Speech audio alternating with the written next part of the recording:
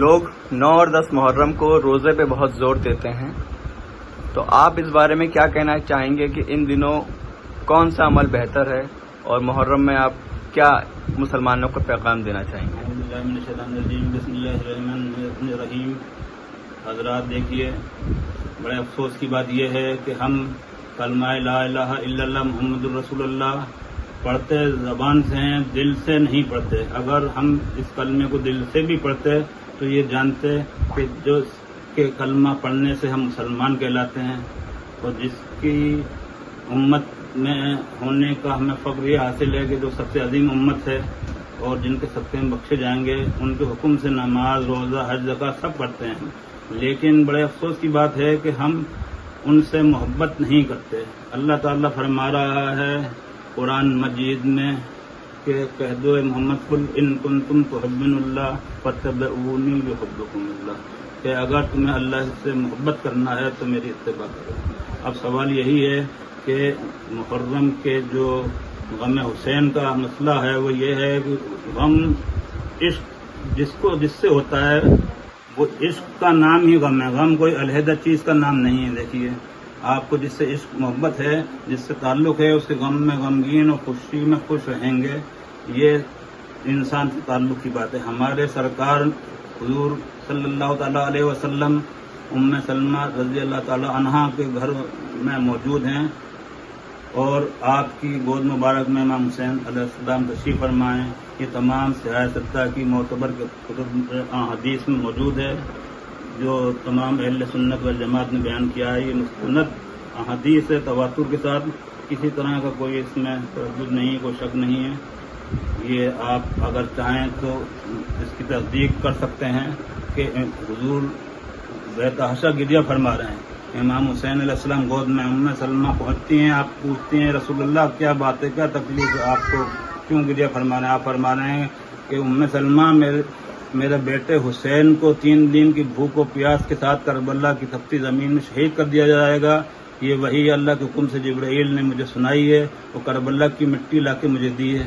وہ کربلا کی مٹی کو آپ نے ام سلمہ کو دے دیا، اور یہ فرمایا کہ یہ مٹی جب تک مٹی رہے گی، جب تک حسین اس دنیا میں رہیں گے، اور جس دن یہ مٹی خون ہو جائے گی آپ کی شہادت واقع ہو جائے گی۔ لہذا میں یہ پوچھنا چاہتا ہوں مسلمانوں سے کہ جب حضور صلی اللہ تعالیٰ علیہ وسلم نے امام کی شہادت کی خبر سنی تو سب سے پہلے عمل کیا کیا؟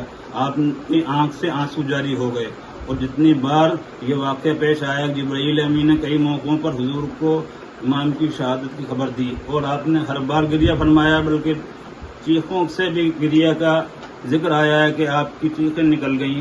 تو سوال یہ ہوتا ہے کہ امام حسین علیہ السلام کی شہادت جو ہوئی 10 محرم کو واقع ہونا تھی، اس شہادت کی خبر سے حضور نے آنسو بہائے۔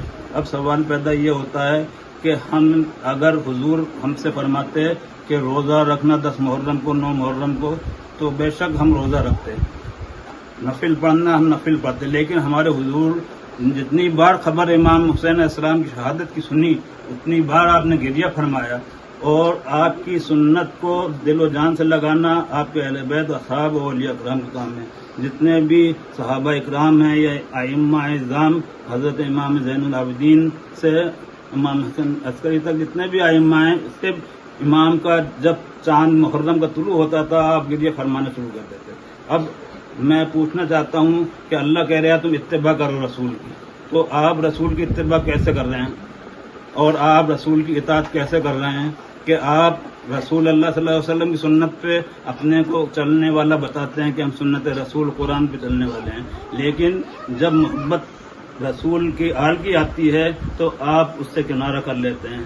اب مسلمانوں سے پوچھنا ہے کہ جب ہمارے حضور نے غم حسین منایا تو غم حسین منانا ہے، ہمیں 9-10 محرم ہو، پہلی سے 10 محرم تک ہم وہ عمل کریں جس سے ہمارے آنکھ سے آنسو امام حسین علیہ السلام کی غم میں جاری ہو جائیں۔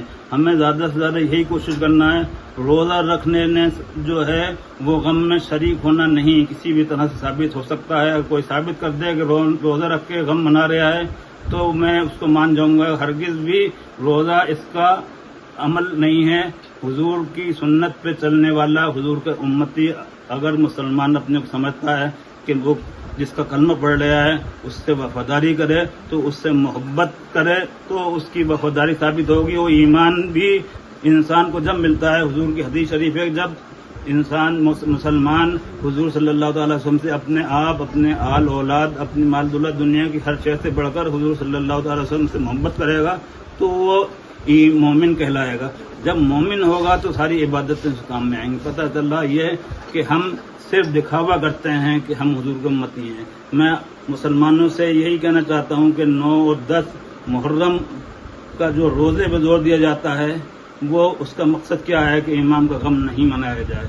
لہذا میں آپ سے یہ درخواست کرنا چاہتا ہوں کہ دیکھیے، اگر کسی بھی حدیث میں کسی بھی روایت سے یہ ملے، حضور کیونکہ ہم اتباع و اطاعت اپنے رسول کی کرتے ہیں اور ہمارے حضور نے آنسو بہائے اور اس کے بعد آپ کے صحابہ، اہل بیت یا ائمہ یا اولیاء جتنے بھی ہوئے ہیں، حضور کی سنت کو اپنانا زیادہ انہوں نے مقبول سمجھا، زیادہ آپ حضرات نے اپنے دل کے قریب رکھا ہے. تو اب آپ کسی بھی کتاب کا حوالہ دیں، روزے کا، کسی کا، لیکن ہم نہیں مان سکتے. کیونکہ جو حضور نے عمل کیا ہے وہ عمل ہی آگے بڑھا ہے. جو بھی حضور کے عاشق گزرے انہوں نے حضور کی سنت پہ عمل کیا. حضور نے کہیں روزہ رکھا، اس کی کوئی بھی کسی طرح کی دلیل نہیں کہ شہادت کی خبر، شہادت سے قبل روزہ رکھنے پر ایک بار مانا جا سکتا ہے کہ محرم کی 10 تاریخ کو بہت اہم دن ہے. بہت سے انبیاء اکرام کو اس دن نجات ملی، بہت سوں کو اس میں جو ہے وہ ان کی نوح علیہ السلام کشتی پار ہوئی، آدم علیہ السلام کی توبہ قبول ہوئی ہے، بہت ساری روایتیں ہیں.